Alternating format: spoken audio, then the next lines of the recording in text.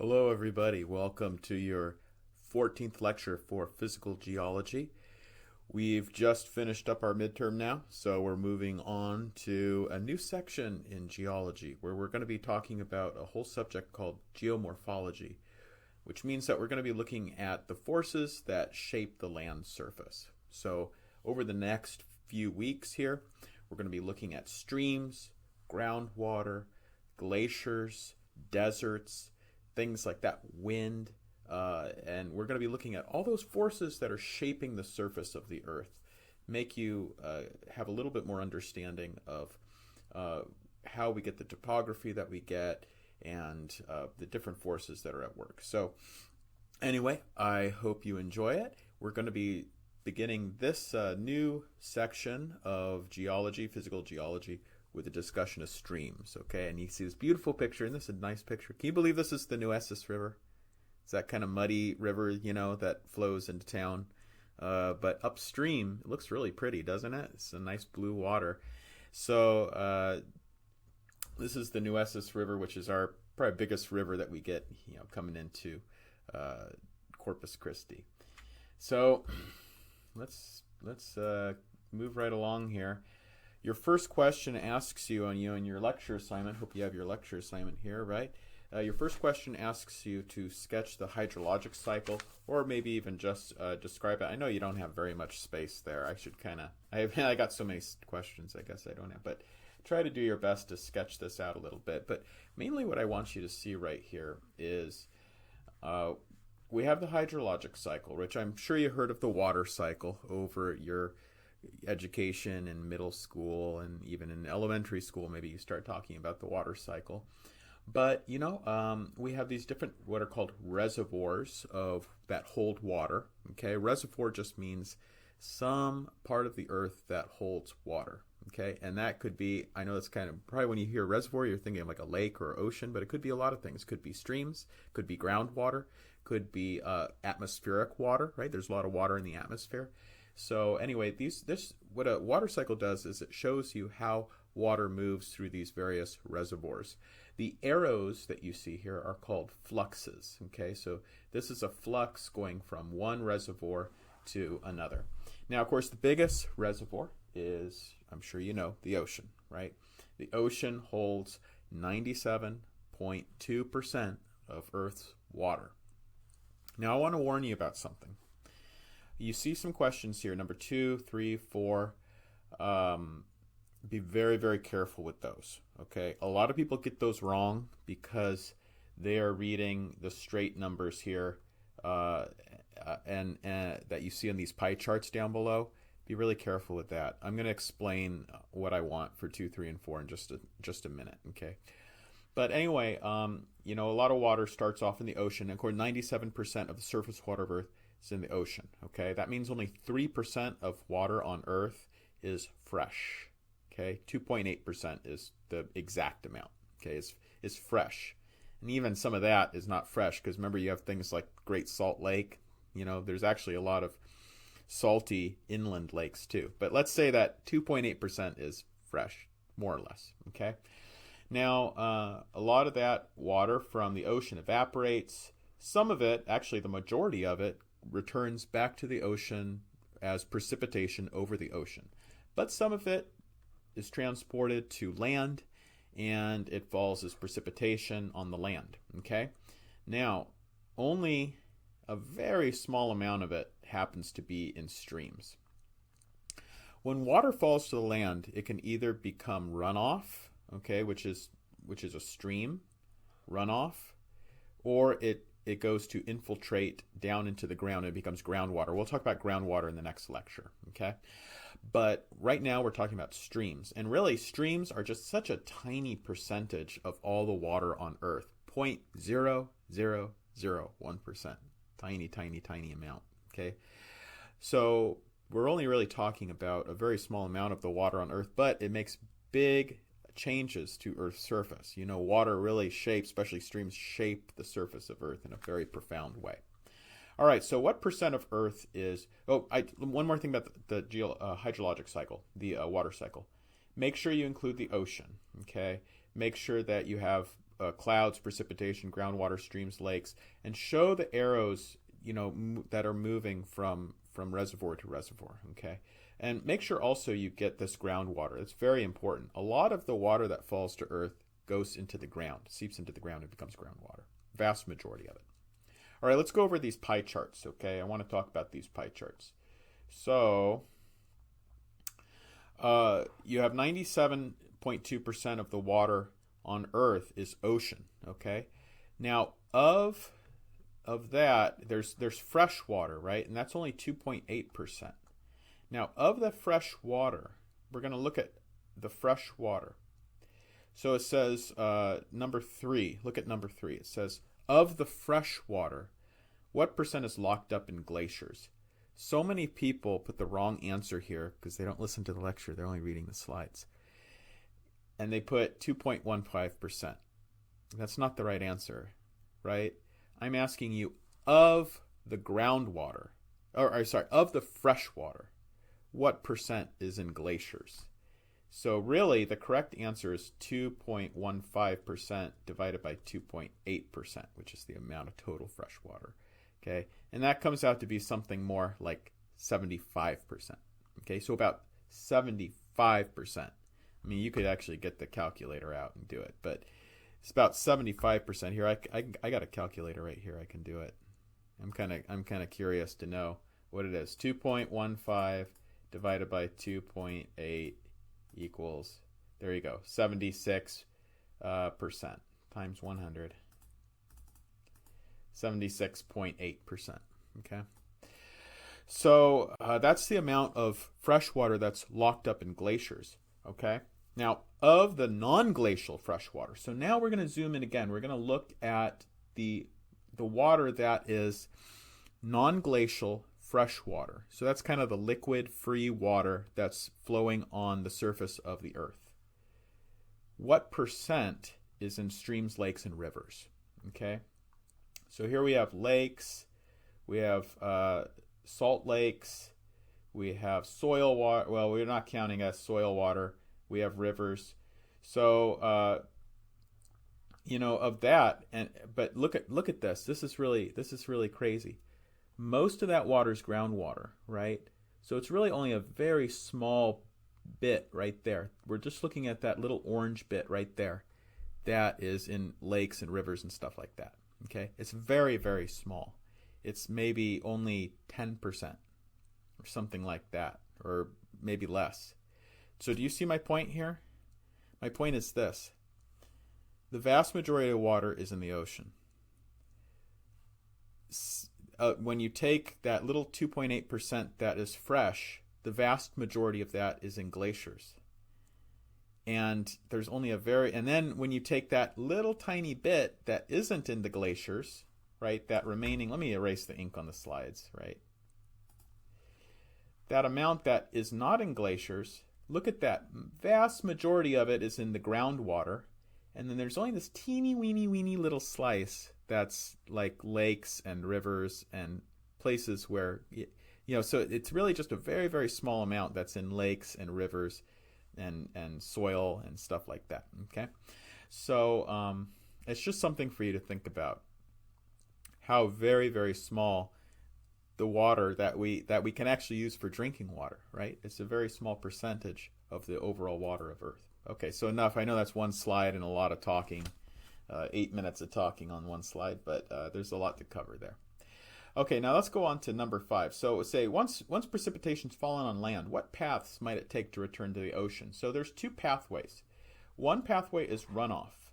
The other pathway is infiltration. Okay, infiltration is the process in which water, once it's fallen on the land, infiltrates, percolates down, and I'm thinking of coffee. Have you ever made coffee? You put the hot water, it percolates down through the coffee grounds, and it becomes your coffee. So that's kind of what's happening with groundwater, right? The water, the rainwater, percolates down through the soil, through the rocks, through the sediment, and becomes groundwater, okay? We actually call that percolation, just like we use that same term for coffee, making coffee. I have my coffee. It's early in the morning. I'm recording this. So anyway, we have the runoff. That's the streams, okay, the stream water. So once the rain falls on the land, it can become runoff, goes into the streams. We're going to talk more about how the kind of factors that affect whether water goes into the streams or goes into the ground. Okay. So take a look at this, number 6. It says, what's meant by this term evapotranspiration? So you see this term right here, evaporation, transpiration. Sometimes people just connect it means evapotranspiration.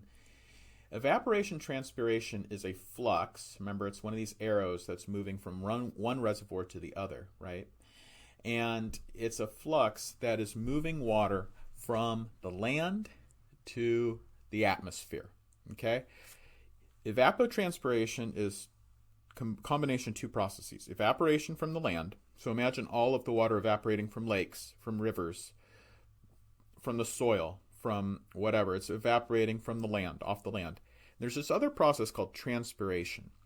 So you know that when you exhale, you're doing metabolism in your body. You exhale carbon dioxide, and you also exhale some water. Okay? When your body breaks down and metabolizes sugars, it releases not only carbon dioxide but water too. So you're exhaling, you're always releasing water.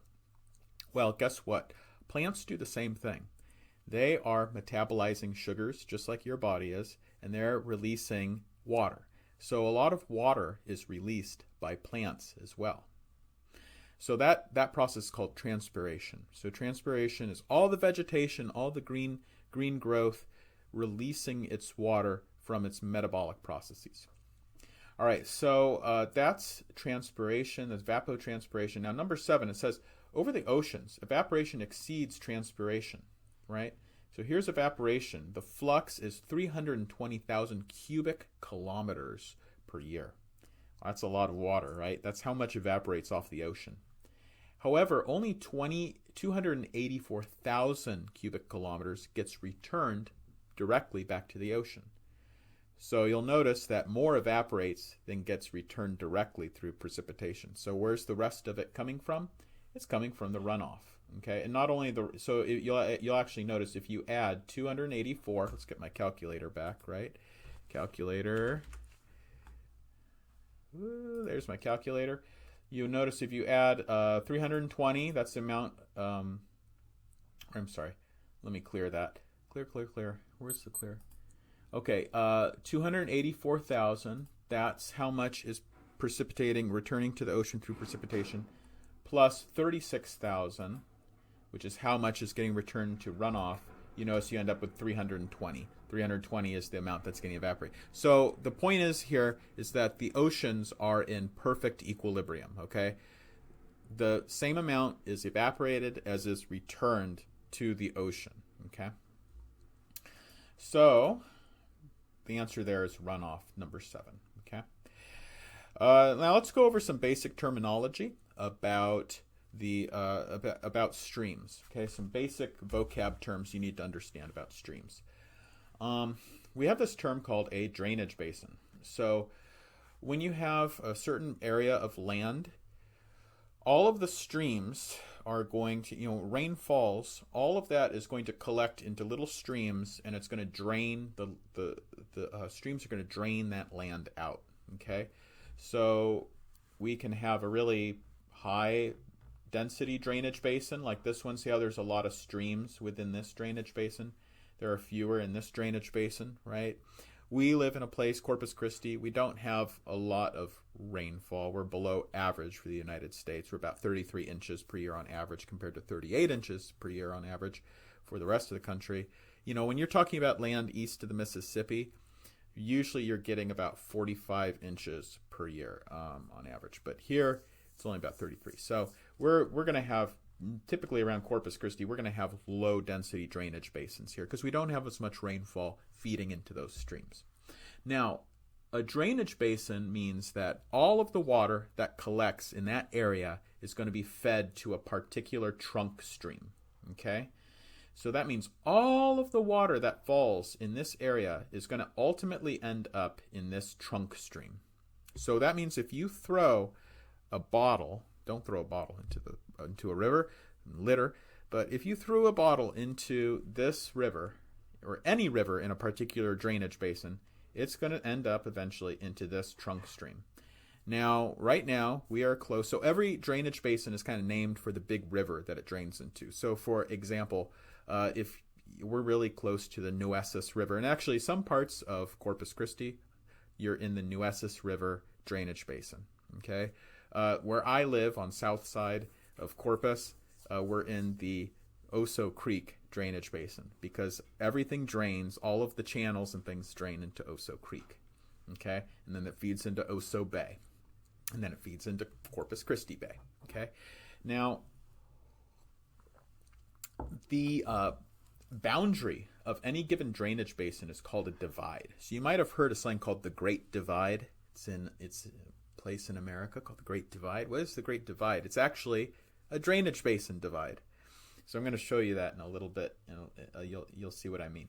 So a drainage basin is a geographic area that contributes groundwater and runoff to any particular stream and river. And by the way, a lot of the water that goes into a particular stream is actually groundwater. Groundwater feeds into rivers as well. It's not just runoff. Groundwater feeds into rivers and lakes as well. All right, now we're still on number 8. We talked about drainage basins. We talked about divides. Let's talk about tributaries. Tributaries are any of these smaller streams that feed into a trunk stream. That's all you have to say. There's just the smaller streams that feed into trunk streams, the larger streams, okay? We have different drainage basin patterns, by the way. The most common, though, is called a dendritic pattern, okay? Dendritic means branching, kind of like a tree. And you can see how that drainage basin kind of looks like a tree limb, right? So that's a dendritic pattern.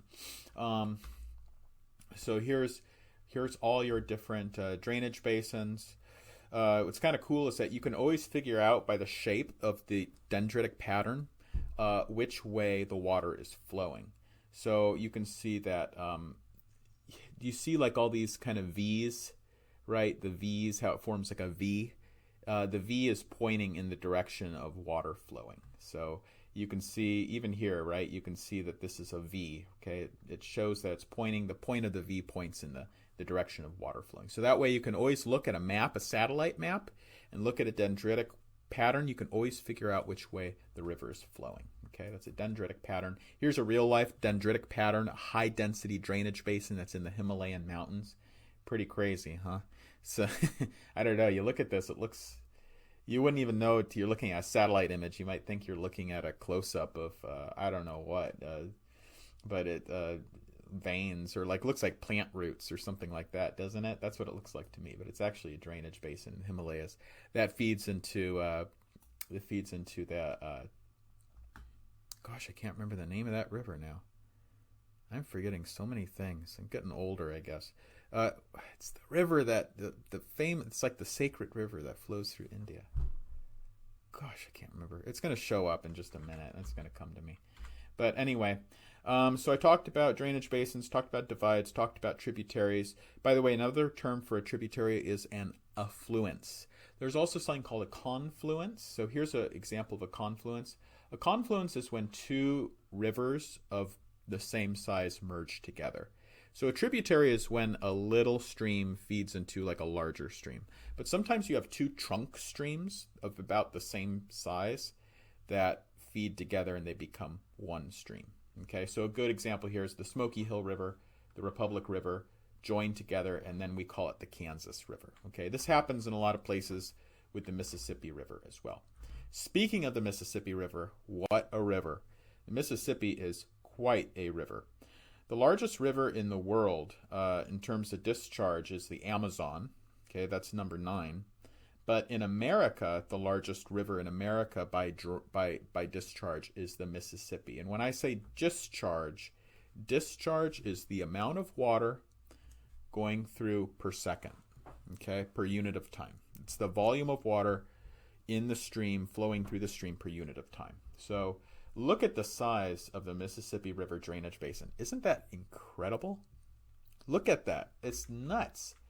The Mississippi River drains out maybe half of the United States. Take a look at that. I mean, in that, maybe not, but it's about half, right? What's amazing is that you can throw, get this is nuts, You can throw a Coke can into a stream in Canada, and it can flow down the Missouri River into the Mississippi and out into the Gulf of Mexico. Isn't that crazy? But it's true. It's really how it works. So the largest river in the world, though, is the Amazon. And a tremendous amount of water goes through the Amazon. This is just nuts. 20% of the water flowing through the rivers of the world flows through just the Amazon. Just the Amazon. So Amazon River is here. It drains out the Brazilian basin. And it's a tropical rainforest, right? There's a lot of water there. And it drains out 20% of all the river water is just the Amazon. Just one river. And look at how many rivers here. The Ganges, by the way. Ganges, that was the word I was trying to remember. The Ganges is that sacred river in India. It drains out the Himalayas. Anyway, look at all these rivers. There's, I don't know how many there are up there. There's like 24 big rivers, right, of the world. Amazon is 20% of them, just in terms of discharge. Here in Texas, we have a lot of important rivers. The closest one here is the Nueces, of course. And now we're just right here, right in Corpus Christi, and you can see the Nueces flows into the Corpus Christi Bay. We are so in certain parts of Corpus, you're in the Nueces River drainage basin. In other places, you're in the Nueces or Rio Grande River basin. So anyway, but it kind of gets complicated when you're close to the coast, because there's a lot of little streams like Oso Creek that feed right directly into the ocean. So it's kind of doesn't count so much when you're close to the coast like we are here in Corpus Christi. But anyway, moving along. So we have the Amazon. Which river is the longest? That's the Nile River. Flows from Lake Victoria in Central Africa all the way through, all the way to the Mediterranean. Okay. Now I'm going to show you a line right here. You see this line? This is called the Great Divide. All the water to the east of this line will flow either into the Gulf or it will flow into the Atlantic. All the water to the west of that line is going to flow into the Pacific. Okay. So let's move on. We're getting into we have this little bit about ephemeral and perennial streams. So we have a lot of what are called ephemeral streams here in Corpus Christi and around South Texas. Ephemeral streams are stream beds, and you maybe have seen things like this. There are stream beds that are maybe dry. There's no water flowing through them for most of the year. But then, it's August or September. A lot of like tropical storms come in through here, and those stream beds fill up with water. So usually the stream bed, you'll notice the water table right here. That's the point of saturation of the soils and the sediments. A lot of these stream beds aren't quite making it down low enough to the water table. So the water table is not high enough to actually keep that water flowing. So they're dry most of the year. So that's called an ephemeral stream. Okay? They only flow part of the year. They're above the water table. They have like flash floods. Typically these are kind of in desert environments, or maybe kind of like low rainfall, high evaporation environments like we have here in Corpus Christi. We're not a desert here by any stretch of the imagination here in Corpus, but there are certain periods of the year in which we are almost like a desert, because we get a lot of our rainfall during August and September. So we are kind of like a desert for part of the year. Now, a permanent stream is different. Notice how the water table here is above the stream. So that keeps the stream filled year-round. Water flows all year, so it's always at or below the water table. Think of a place like Michigan or, somewhere, basically a lot of America that is to the east of the Mississippi gets a lot more rainfall. So a lot of their streams are permanent. They're permanent streams. That means or maybe another word is perennial. They're always filled with water, okay? Now, we want to talk about a few what are called hydraulic variables that are very important for streams and assessing streams. So let's talk about, I ask number 12 on the next page, what are some factors that influence flow velocity in a river? And so imagine that we have a fixed discharge, okay? So we're going to fix the discharge. What is the discharge? Discharge is, let's talk about discharge. Discharge equals the volume of water per unit time. So it's volume over time. Okay, so let's say we have a stream with a fixed discharge. Okay, so a certain amount of water is flowing through per unit of time, no matter what. Okay, what are some things that can influence the flow velocity, though? So there are a few things. Number one, probably most obvious, is what's called the gradient, the slope of the channel bed. The greater the gradient, the greater the velocity, right? The water's going to be moving faster. There is something that counters the slope or the gradient. That's called channel roughness. So if the channel is very rough, and there's lots of bumps and rocks and things, that's going to slow down the stream. If it's very smooth, that's going to increase the velocity. Okay. Now let's take a look at how some of these different variables change as you go from the headwaters down to the mouth of the river. So the headwaters are where you have all the tributaries in a drainage basin feeding into the trunk stream. It's where there's a lot of erosion. It's where the gradient is very high. You kind of have like mountain streams. Usually the headwaters are in a place of high elevation. So for example, the headwaters of the Nueces River are in the hill country, right? Which are, 2 hours away, 2.5 hours away, 3 hours away. So that's where the headwaters of the Nueces River are. Okay, it's where all the tributaries are gathering up the waters and feeding into the Nueces. Okay, now let's look at some things that change as we go from the headwaters down into the mouth. And now the mouth, where is the mouth of the Nueces River? Welcome to it. It's here in Corpus Christi. Corpus Christi Bay is basically the mouth of the Nueces River. So when we start at the headwaters, the channel size, notice, is small, and it increases as we go towards the mouth. Okay, so the channel starts off small, and then it gets bigger and bigger and bigger as we head towards the mouth. Why? Well, the reason is very simple. You can see that discharge increases as we go from the headwaters to the mouth. And that's maybe pretty obvious if you think about it, because tributaries are constantly feeding into this stream. So you see as we go downstream, more and more tributaries are feeding into the Nueces or whatever river that is.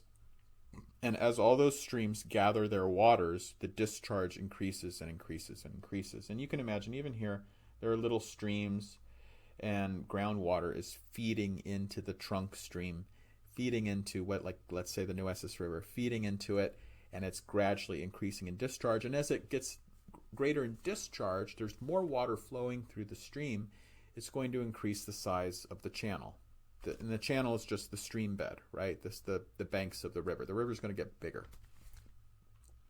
All right, now what about the gradient?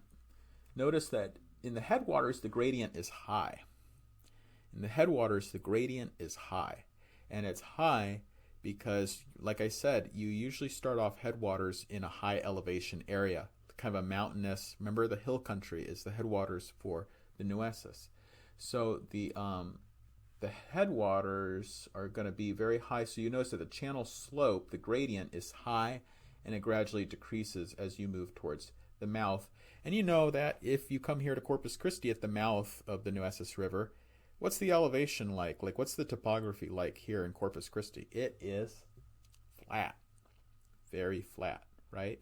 So gradient here at Corpus Christi is very, very low, okay? Actually, if you look at the gradient in the, like Oso Creek, for instance, it's it's like, a foot per 10 miles. It's crazy low. Okay, it's only going down 1 foot over a 10-mile stretch of the river. So very small gradient. Now, flow velocity. Now, here's where it gets tricky. You might think that the flow, because the channel gradient is high in the headwaters, therefore the flow velocity must be very high there. And you'll notice that that is not true. It actually doesn't change very much, right? It's a relatively flat line. Here's flow velocity right here. It's a relatively flat line. It doesn't change very much over the course of the stream. Isn't that surprising? You would expect the headwaters to be very fast because it's about high gradient. But there's another factor that slows down the river, and that's the channel roughness. Channel roughness in the headwaters starts off high, and that counteracts the effect of the gradient to slow down the water. So the channel smoothness, I should make it channel roughness, because you have channel roughness on your lecture, but you have channel smoothness on your thing. So channel smoothness, so I guess I should say, starts off low and increases as you go closer to the mouth of the river. All right, so that's number 13.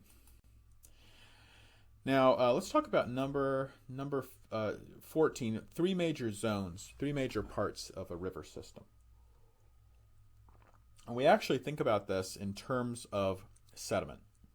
So, rivers, we learned in sediment stratigraphy, sedimentary rocks. We learned a lot about how rivers transport sediment. And we actually split up the zones of a river based on its relationship to sediment. The headwaters, we call that the zone of production. Okay, that's where sediment is produced. It's eroded. There's a lot of erosion in high elevation areas. The rocks, the bedrock are sticking right up. They're hills, they're mountains. They're exposed to the elements. They're being weathered.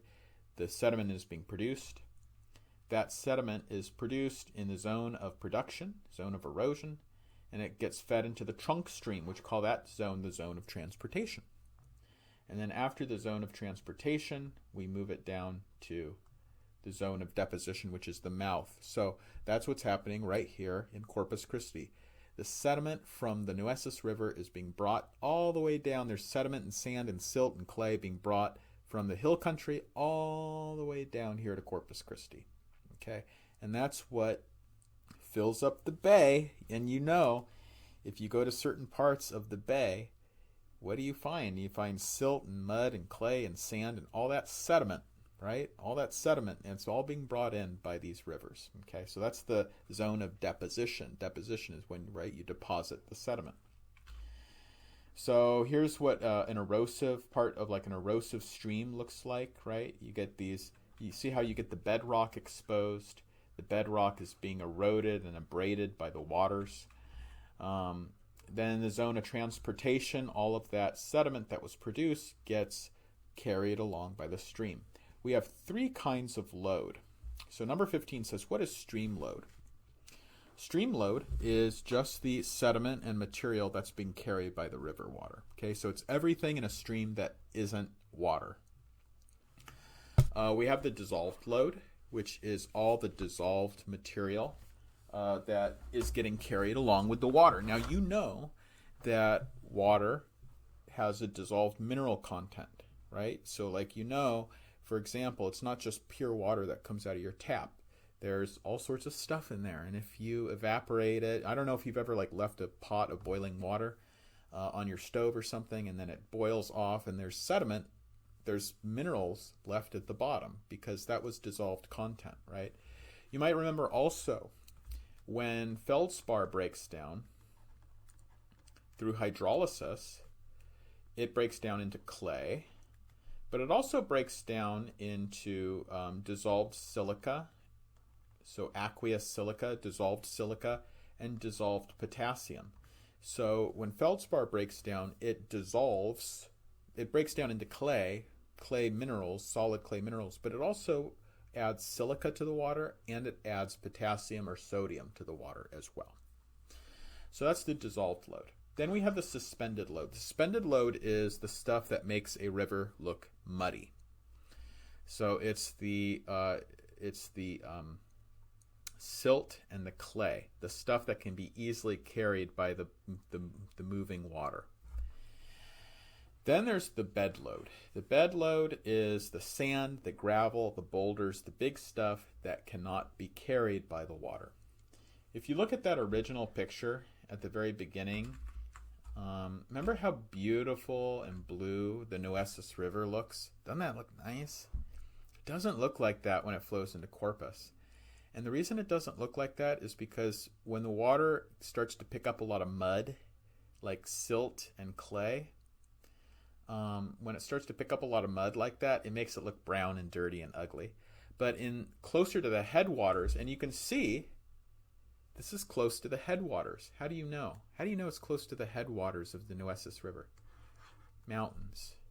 You see that there's topography and there's hills there, okay? It doesn't look like Corpus Christi. Corpus Christi is flat. Flat. I mean, the highest hill in Corpus Christi is like, I don't know what, 10 feet high or something. So there's hills there. So it tells you that you're close to the headwaters.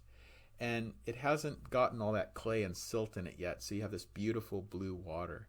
That's what water looks like when it's pure. It looks beautiful and blue, right? It doesn't have a high suspended load in it yet. It just has probably a bed load, which is sand, gravel, boulders. Okay. Now, the final part of your river zone is the depositional zone, and that's what Corpus Christi is. It's a depositional zone. So we have now we don't have so much of a delta here because our river is flowing into the bay, and when it flows into the bay, we don't get this buildup so much of a delta. But we have a lot of different deltas around the world. We call it a delta because a delta is in a triangle shape, which is this is a Greek letter called, that triangle is a Greek letter called delta. So that's why we call them deltas. The Mississippi River Delta. Deltas are they're very important areas of deposition where all of the silt and clay and mud gets brought in from the Mississippi or whatever river, and it gets deposited in kind of a triangular shape, and that's why we call it delta. It's amazing, but New Orleans is built that's right at the mouth of the Mississippi River. It's built just on the delta. It's sand and silt and clay brought in from the Mississippi River. Okay, and there's a tremendous amount of deposition there. One of the research papers you might want to be interested, I don't know if you're interested in writing a research paper, but one of the prompts is about how New Orleans, over the last 200 years or however long New Orleans has been a city, has been sinking year after year after year until now. A lot of New Orleans is below sea level. Wasn't always like that, but a lot of it's now below sea level. How did that happen? Well, it's because New Orleans is built on sediment. It's just sediment. There's no bedrock. And when there's no bedrock, things just settle and sink. And so there's this problem there of subsidence. And so that's a really interesting thing if you want to look that up to do your research paper on it, or if you want to do one of your discussion posts on it. It's a pretty interesting topic. And it's interesting because, a lot of people are worried about sea level changing and sea level rising. Well, New Orleans is really a good example of what does a city do when it starts to sink below sea level. Okay, and basically the answer is build levees. That's the answer there. But anyway, for better or for worse, that's what's going on there. So it's an interesting topic. So here's another picture, dramatic pictures of deltas. All right, so we did up to number 15. I want to talk a little bit about something called meandering streams. Meandering streams are really cool. You're going to like meandering streams. I'm going to show you. Well, you probably won't think it's very cool when you're laying back. When you see this little video, you'll see they're pretty cool. So meandering streams are streams that are flowing through very flat areas. Think of Corpus Christi. It's going through a very flat area, and they meander, which means that they kind of loop back and forth like this. If you are ever flying in an airplane over South Texas, you will see these things looping back and forth in these big loops. If you ever fly over Mississippi or Louisiana, It's like Meander City. If you want to see meanders, go to Louisiana or Mississippi, because there's filled with meanders, meandering streams. Now, the thing about meandering streams is, like I said, they usually fall in these floodplains that are bordered by some high walls, like some higher topography. Okay, and then the floodplain. And what happens is that in places, now this doesn't happen so much here in Corpus because we don't get enough rainfall. But in places that do get a lot of rainfall, they get flooding. That floodplain fills up with water. The stream overflows its boundaries, it overflows its channels, fills up with water.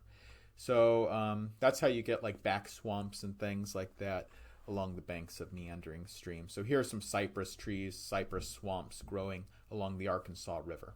Okay. All right, so let's talk a little bit about the anatomy of a meandering stream. So we call this outside bank of a meander a cut bank, and we call the inside bank a point bar. Okay, why do we call them that? Well, when the water flows goes around the bend, it goes very fast on the outside of the bank. Well, what does fast water do? Think about, you take a hose and you're spraying your hose really fast and hard, spraying it on some dirt or some sediment. What's going to happen? It's going to erode the dirt, right? It's going to erode the soil and erode the sediment, erode the rock. So the fast water goes on the outside of that meander and it starts cutting the bank. And we call that a cut bank. So it's going to start eroding more and more and more and more on the outside. On the other hand, on the inside, this water is going to slow down. It's going to slow down.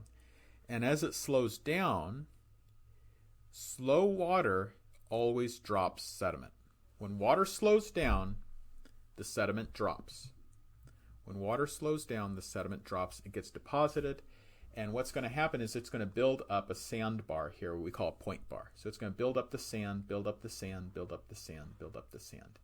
So if you imagine this is going to start moving. This whole stream is going to start moving to the right. It's going to be cutting on the outside and depositing on the inside, and it's just going to start moving to the right.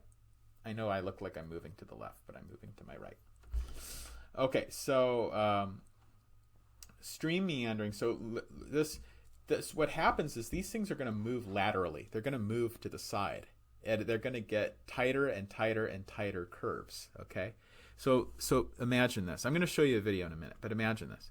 This thing's going to keep moving to the right, to the right, to the right, to the right, to the right.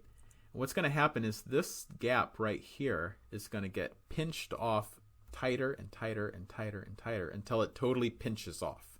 And the stream is going to overflow its banks during a flood, and it's going to cut off that meander loop, and you're going to be left with something called an oxbow lake. So what's going to happen is eventually the stream's going to overflow its banks right here, and it's going to cut this whole loop off, and you're going to end up with an oxbow lake. If you fly in an airplane over a meandering stream, you will see this, I guarantee you. You'll see these oxbow lakes everywhere. So this is the point bar, this is the cut bank out here on the outside. This is the point bar on the inside. So you have to label a diagram. You'll have a diagram like that on the test, on the final exam. You have to label like that. Okay, so there's the cut bank and point bars on the inside. So like I said, you will see things like this. This is a place where a meander got pinched off. A meander got pinched off. A meander got pinched off.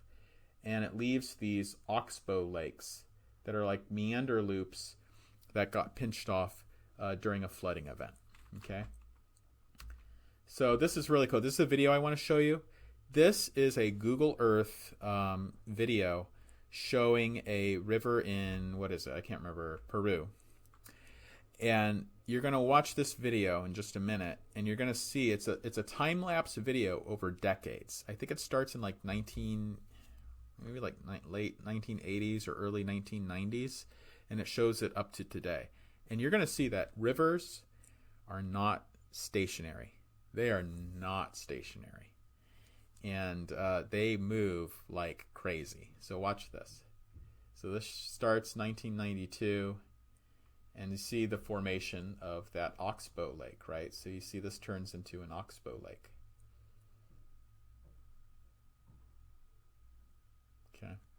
So it's a really good example of how oxbow lakes form.